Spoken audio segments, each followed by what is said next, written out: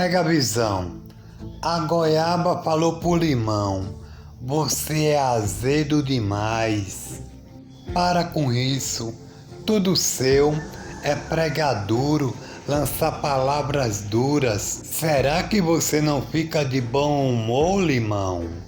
Limão respondeu: é melhor ser azedo e ser sincero de que ser doce e andar cheio de bicho dentro.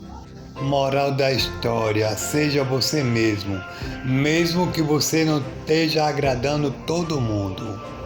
Jesus, ele veio para os judeus, não conseguiu agradar todo mundo. Então, irmão, não vai ser eu e nem você que vai agradar todo mundo. Pega a visão. E eu sou o caramelo da salinha 98. Chupou, se apaixonou.